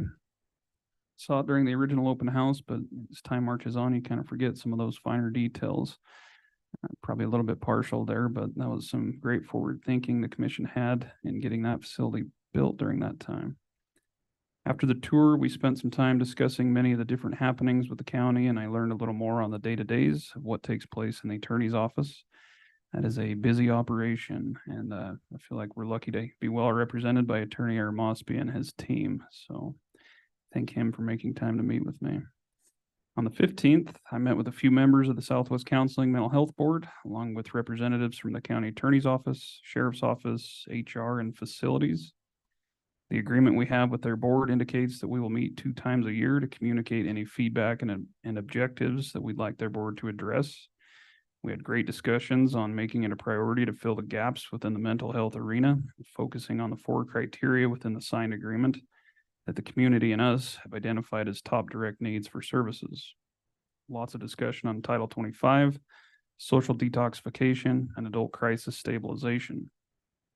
Hopefully with good direction and open-mindedness, we can begin to adapt to the different needs, particularly centered around the Tier 1 priorities, and proactively prepare solutions to fill those gaps. The evening of the 15th, I attended the first kickoff meeting as a member of the governor's newly established task force. There have been 11 voting members appointed to serve on that task force, covering all different sectors that are unique to Sweetwater, ranging from livestock, mining, oil and gas, tourism and economic development, sportsmen and hunting, conservation, renewable energy and utilities, motorized recreation, and local government. There's also representation from the state level, with the Speaker of the House and the Senate President as voting members. I was asked to represent the local government sector, and Commissioner Jones, as you heard, to represent motorized recreation. Last Friday on the 17th, I attended the RMP's public workshop at Western Wyoming Community College in the 2 to 4 afternoon session put on by the Ruckelshaus Institute, UW's College of Agriculture, Life Sciences, Natural Resources, the School of Energy Resources, and the Wyoming County Commissioners Association, all on behalf of the governor's office. It was well attended with lots of interest and engagement throughout the different breakout groups that they had, as you've pretty well already heard. I was unable to make the workshops on Saturday due to a prior commitment, but I was informed that they were both well attended as well. The goal of each of these workshops was to provide feedback back to the task force to help with preparing them and moving forward with the process. I will be anxious to see the report that comes back from those to have a better engaged understanding of what's most important from the public's perspective. Yesterday, I attended the Sweetwater County Water Users Coalition board meeting. Historically, the county representative has chaired this coalition, so I am quickly learning lots in my new role with that group. The group meets every other month and discusses various topics as they pertain to water and the Colorado River Basin. Like with everything, we discussed the RMP and what effect Alternative B would have on right-of-ways and any prohibiting factors that wouldn't allow existing right-of-ways to be renewed or any new right-of-ways issued. Something I never really thought about, but an example that was shared was if Trout Unlimited, for instance, has a project on the river, the state owns the water, but many times the land to get to those areas is federal. So in many cases, the BLM requires a right-of-way, both to perform the work and then again for any maintenance on the project later on. So the concern there is what happens if right-of-ways are no longer permittable, as they are with many of the utilities, as we've all read. Lots of other discussion on irrigation ditches and crossing federal land to get to private land and all the issues that come from those sectors as well. But it seems like everywhere we go, we unlock another area of concern with the RMP difficulty. Some statistics I felt were worth sharing from that group is that as of yesterday's numbers, Flaming Gorge is up 18.5 feet from 1 year ago. And that's just shy of 11 feet below full pool, which is roughly 85% of capacity. Fontenelle is currently sitting at 77% capacity. And Lake Mead is up 21 feet from a year ago, but only 34% of full pool, which would take an additional 155 feet to be at capacity. And those are elevation footages I'm talking, not cubic feet. Lake Powell is up 43 feet from a year ago, but still only 36% of full pool, which would take an additional 128 feet to be at full capacity. Some of those numbers I just find hard to fathom, but it kind of paints the picture for the continued drought. At 12:30 today, Commissioner Jones and I will attend our second meeting with the RMP task force. Next week, the governor will be in town for a community visit to discuss the RMP, mental health, and the Wyoming Innovation Partnership. I will also have my monthly Board of Health and Southwest Counseling meetings next week, both of which happen to fall on the same day that the governor's in town. So send help on the 30th if you don't hear from me. And with that, commissioners, I wish a happy Thanksgiving to all the county employees and their families. Thank them for all that they do for Sweetwater County, and I would extend that to you and yours as well. And that concludes my report. Be happy to answer any questions. Since you're all sleeping, we'll move right along. And that takes Are us. very humorous. I do have one more comment. Of course, see. I want you to know that I am awake over here. Or Mr. Tillman. Two more comments on Mr. Shipman's research. One of them is on the Council on Environmental Quality is the rule that allows us as local governments to cooperate on these federal plans before they go final. This administration is trying to rewrite that law also to say that any special interest group or whatever NGO can be a cooperator right up front. That just totally waters down our local involvement. It totally diminishes our local involvement. The other one that's alarming is a Federal Register notice this summer for right-of-ways. The RMP said there'll be no right-of-ways in Alternative B. They did a Federal Register notice and said, oh, right-of-ways will be okay for wind and solar. Federal Register behind our other public process, which just annoys me. Thank you. This will conclude the commissioner comments and we'll move right along into tab D, the action and presentation items. Up first, we've got the Joint Travel and Tourism Board appointment. And I believe we only have one applicant on file. This will replace Randall Dale, who currently served, I believe, one term on there. And we've got Tamara Musgrove, who's applied. Commissioners, if you've had a chance to review, I would ask, what's your pleasure? Mr. Chairman, Commissioner Richards, I would move to appoint Tamara Musgrove to a 3-year term on the Travel and Tourism Board representing Sweetwater County. you have a motion to appoint Tamara Musgrove to the Joint Travel and Tourism Board by Commissioner Richards. Do we have a second? Second. Second by Commissioner Jones. Any discussion? Mr. Chairman, Commissioner Richards. sometimes we only get one application and we're stuck with that application. In this case, I think we got a really good application and Tamara will do a good job representing us. Yes, well said. We do have a motion and second on the table. All those in favor signify by saying aye. Aye. Opposed, nay. Motion's unanimous. Next is the library board appointment.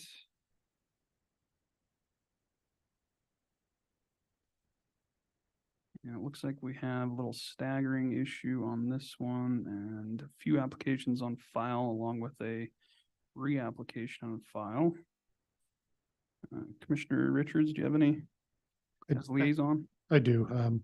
I know Sally and John have done some work on this and made some recommendations. And I think we should follow those recommendations. A previous commission had moved a couple of the appointment dates to December, which does not align with state statute. And I think we take this opportunity to realign these appointments and get them all done in July. So my recommendation will be to reappoint Megan Jensen, but for a 6-month term, expiring on July 1st. And then in June, we can take a new look at it. And then we'll do the same thing with the seat that Mr. Pazina holds now that expires in December of 24. And when we get to that point, appoint that term for 6 months, after which time all of the terms will be on a July 1st expiration with 2 terms, 1 year, 2 terms the next year, and 1 term the third year. So we're not having to appoint a quorum at one time. So with that, I would move to appoint Megan Jensen to a 6-month term to the library board expiring on July 1st, 2024. Thanks, Commissioner. Makes sense here. We had the same issue with Southwest Counseling. Sometimes they just get off a little bit, but it's good to clean them up. So I'm good with that. We do have a motion by Commissioner Richards to reappoint Megan Jensen to a 6-month term expiring July 1st, 2024 to help with the staggering. Do we have a second? Second. Second by Commissioner Slaughter. Any discussion?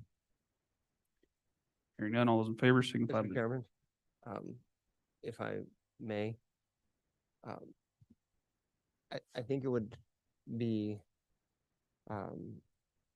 you may consider having that motion just that that she's appointed through July 1st, not to identify it as a term per se, but that the appointment is through July 1st. And that way it doesn't affect any limits in terms of being able to serve consecutively. So it's just Mr. Chairman, removing the term component. is there any statutory limitation on the number of terms a person can serve on the library board? They can serve 2 consecutive terms. Is that statutory or is that from their bylaws? That should be statutory. I can double check that real quick.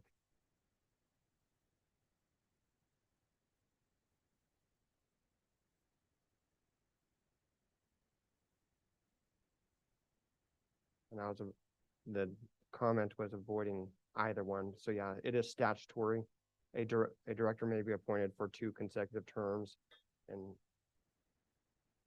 and shall not be eligible for reappointment until 2 years after the expiration of his second term. That's the statute.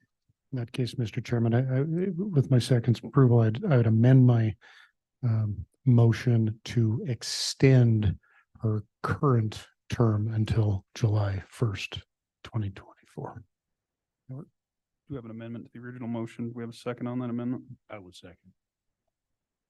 Any further discussion? Thanks, John. Hearing none, all those in favor signify by saying aye. Aye. Opposed, nay. Motion's unanimous. Next is item number 3 under tab D. We've got change order number 2 to the 2023 lighting upgrade project throughout various county buildings. Got Mr. Gene Legursky, Public Works Director, with us here this morning. Morning, Gene. Good morning, Mr. Chairman. What you have before you is a change order for the LED lighting projects. In the portion of redoing the detention center, we noticed that there was some emergency lights that needed to be taken care of correctly so that when backup power turned on, the emergency lights turned on, which are where they were used for. And we ended up having to do that while they were there. We'd already put in the lights, realized that those lights weren't compatible with the system, so we had to actually switch the lights over. So that's what this is for. Thanks, Gene. Questions on the change order number 2, commissioners?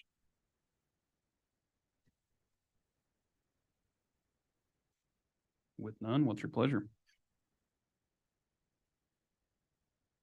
Mr. Chairman, I'd make a motion to approve the change order number 2 to the 2023 lighting upgrade for the detention center. Is that correct? Just the LED lighting project in general. LED lighting project. Correct my motion.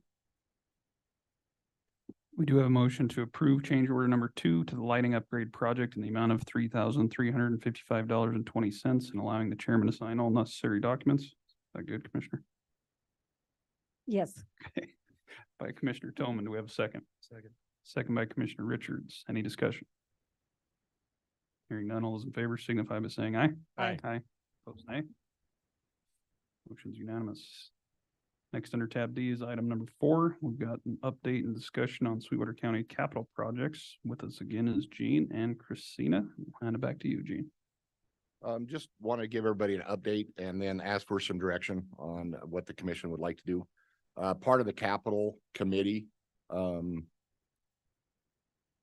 I guess all the capital committee met about 3 weeks ago and we went through the projects that are completely finalized and have underruns on them. Part of what this is for is 3 years ago when the capital committee first started was to be able to use that money for other projects within the county and not just in a specific budget for, say, the public works department. But if there was an underrun, that the capital committee along with you guys could say, hey, these are our priorities for the entire county. And what we would do is if there was underruns in the project, we could use those and just keep working down the list. When this gets approved, the capital budget gets approved, you guys actually set out a specific dollar amount and the projects. Like in this last one, you guys did rank number 1, rank number 2, how we had them ranked.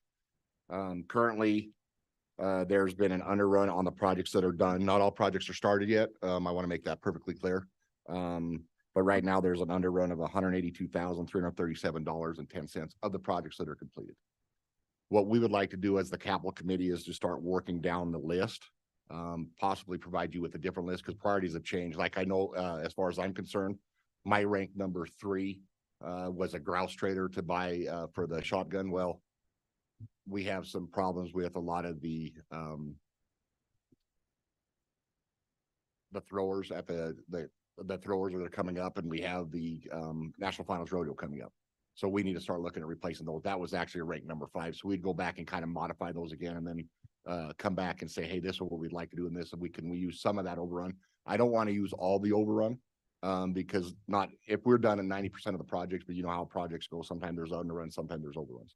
So I don't want to use all of that, but I want to start having everybody have that conversation of what are our next priorities and going forward. We also have, as Chairman West and Member Richard stated last 3 weeks ago, I guess, the events complex, they did their roofing project. They've only been allotted a certain amount of money, and as part of that overrun could come from here. So just trying to get some direction from you guys, how you want us to handle that. Because of how we pass it in a resolution, this has to be changed. You know, and we actually have to grant, which is the checks and balances that should go along with this. I kind of included everything. I included Christina's executive summary and everything that was passed back on 7/18 of 2023, so you guys could review that. But mainly I wanted to report that there is, right now, currently, there is an underrun on the projects, and a lot of the major projects are, you know, kind of completed, but there is a couple that are still standing out there that are not completed yet. So we'd like to not use all that, you know, not go down and say, yeah, we have $182,337 and go down the list and spend all of that. We need to, you know, make sure that we have some just in case there's underruns or overruns on that phase 1 and phase 2 or rank 1 and rank 2 projects. So is that as clear as mud? Yeah, a little bit. Okay, I think you're just wanting kind of some flexibility within that per se, with obviously keeping us in the loop. I know a lot of this stemmed from the conversation with the events complex and the overrun that they had with their roofing project. And so they had asked if we would be willing, or if there was any additional funds available if they kind of split it in half with us between their board and our board. And so, and there's a couple other things like Eric needs a new large format printer. That was actually ranked number 3 because he needed the printer scanner copier, the little one first. And then, you know, we moved that down to a rank number 3. That's something that, you know, it's $15,000, something like that. We could, you know, with this and your permission, we could move down to that one. You know, we could start looking at replacing the throwers up at the park and seeing how much that, and see if that fits in there, you know, and doing stuff like that and working through what the committee has identified as priorities for the county. do you have something, Commissioner Slaughter? Mr. Chairman, I was just going to say, having participated in the Capitol meeting that Gene was referring to, I think that the process is working well. I think that this request that Gene is making is warranted from what I've seen. The committee is very articulate in picking those things which are most needed, and I think that we should support them in doing that. I think they've got a pretty good handle on spending this money that has been underspent, and I think they're well aware that it would be foolish to spend all of that, and Gene has stated that several times, so I would be in support. Any other comments, commissioners? Mr. Chairman, and speaking of the events complex, I'm not sure everybody was apprised, but the bid for the 3 roofs that we approved in the capital list was overrun by $110,000. Is that, there was only 2 bids received, one local, one from out of state. The local one was the lowest, and it was that much over. There was concern that if they broke it down into maybe just doing 2 roofs, they would have to go back to bid, and those bids would come out significantly higher. So we met with Mr. Chairman, came and met with the events complex director and their chairman and Gene. And what we had hoped was permission from you guys to split the cost of the overrun with the events complex. They offered to pull half of that overrun out of their revenues instead of all of it coming from us. And I think that's a great idea, a great offer on their part. If we have to go back to bid again, it's probably going to be significantly more than 110,000 over, which will mean our share will probably be way more than 55,000. So I would suggest we give Gene our blessing to pursue that and authorize that. Mr. Chairman, if I can add one thing to that. The other thing that we have to keep in mind is currently right now, the events complex has 3 projects that are still ongoing or not in process yet. So hopefully, you know, their makeup of that 50% that they're doing could come from those other projects, and they can use those as the capital committee intended to use, to be able to have some flexibility, but also be able to use them countywide. You know, as you guys see fit on what's important with the help of the capital committee. Yeah, and I will say when we met with Candy, it was very, you know, reciprocal in that if some of theirs come in under budget, they, you know, want to be fair. I guess, yeah, fair with the rest of the capital expenditures and committee as well. Any other comments, commissioners? I don't know. Do we need that in the form of motion? No, Gene? I think what we'll just give do is your we'll blessing. bring back something here in December. And have a pat thing and say this is what we want to use it for. That way there's checks and balances there. And also I'll get with Christina on this and see exactly how we have to do that transfer to the events complex and make sure that that's kosher, and we'll bring those in, and that way you can solidify them however they're needed. Okay. But I just wanted to get some direction forward before we jump to that step. I think we have a general consensus. Yeah, Mr. Chairman, I don't think there's any rush with the events complex because this project isn't even scheduled to occur until spring, but they did accept the bid. But any expenses probably wouldn't come until spring, so. But it's good to know that you can pay for the project before you award it. Yeah, I want them to Oh, feel Yeah, feel comfortable feel that, comfortable with that. that they have our support. Well, Mr. Chairman, Christina did recommend a motion. Did you see that? Move to recommend, I did, yeah. but you don't think I we don't, need I to don't do think, I that think now? that's premature Okay. right now because Okay. we That are was- gonna do some modifications in the rankings a little bit Okay. and get with everybody. That was from July. Oh, Thank that you. was from July's. Okay. Oh, yeah, okay. We've already approved that. Yeah, because I think I just put discussion on both of those. Yeah. No, I appreciate it, Gene. Thanks for the background on that. And we don't want to muddy the waters, but obviously we know that not everything is going to be able to get accomplished in that list anyway. So Yep. little flexibility. I can't commend the capital committee enough. I think that works really well, and I've served in different capacities where that really wasn't, an option, or that wasn't in existence. So I think it's great to have everyone come together and work as a team and get what's done or what needs to be Pass it done. on. So Yep. Thank you. thanks very much.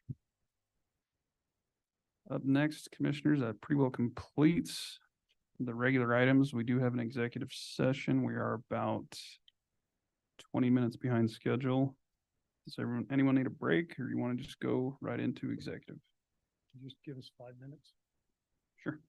We'll do a 5-minute break. We'll come back here just after 11, at which time we will then enter into executive